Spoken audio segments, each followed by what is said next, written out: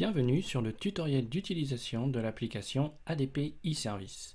Pour une utilisation optimale de l'application, il est recommandé d'utiliser le navigateur Internet Explorer. L'application ADP e-Service est compatible avec les solutions mobiles.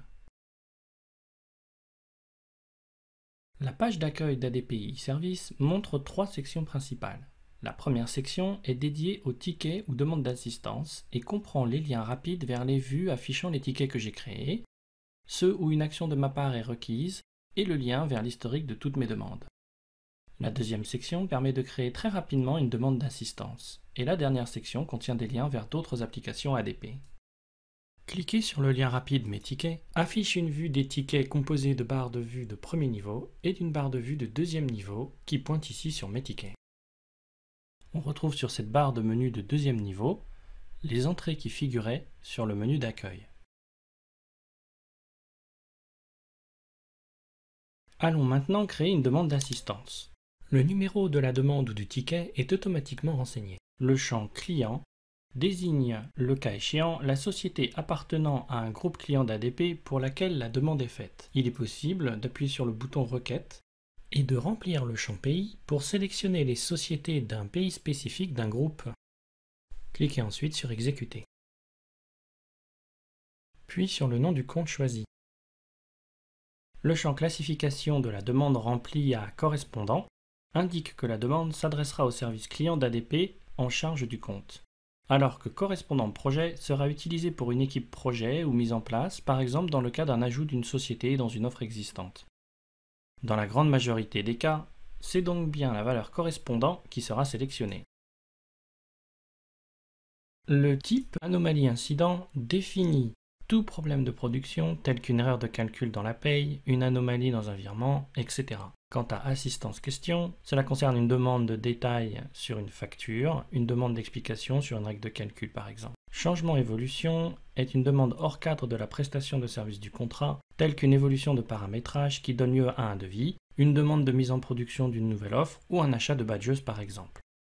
Demande de service représente une demande dans le périmètre de la prestation qui n'est pas couverte par les autres types, comme un changement de date fichier.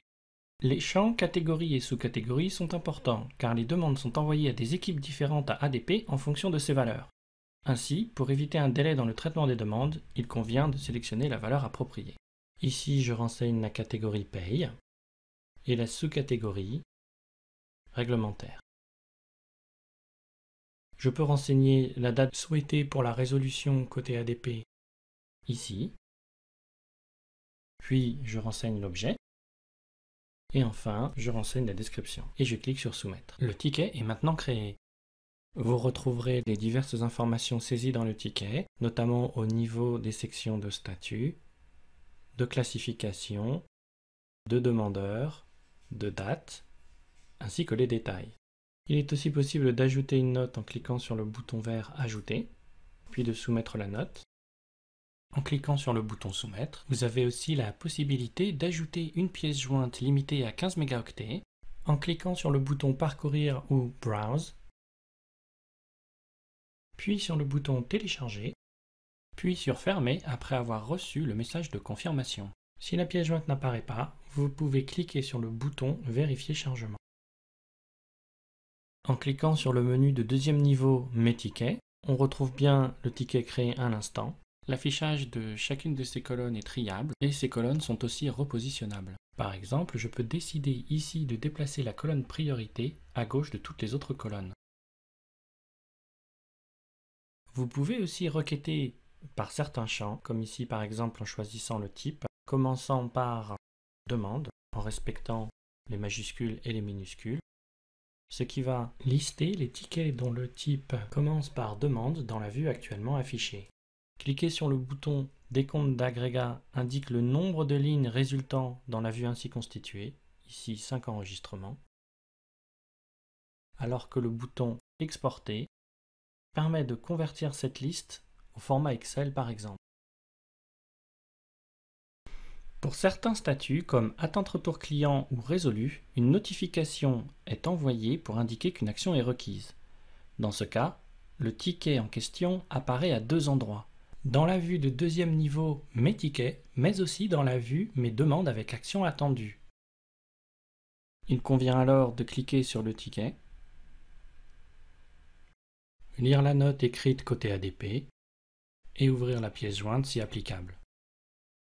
N'hésitez pas à ajouter un commentaire, ce qui, dans ce cas, permettra aux collaborateurs d'ADP de fermer le ticket. D'une manière générale, l'ajout de notes remplace avantageusement l'échange d'emails dans la gestion des tickets. Les tickets en statut résolu apparaîtront aussi dans mes demandes avec action attendue pour vous permettre de valider la résolution effective du ticket via un commentaire avant fermeture. Lorsque la demande est fermée, elle apparaît toujours dans le menu Mes tickets avec une date de fermeture, mais elle a disparu du menu de mes demandes avec action attendue. Pour retrouver les demandes en cours, vous pouvez filtrer par le statut, commençant par En cours, ce qui affichera la liste des tickets correspondants.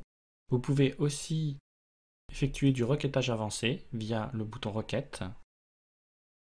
Par exemple ici, par priorité critique, statut en cours, qui fait remonter un ticket qui répond à l'ensemble de ces deux critères. Enfin, le menu Toutes mes demandes permet de filtrer les tickets par société d'un groupe lorsque c'est applicable. Merci d'avoir suivi ce tutoriel.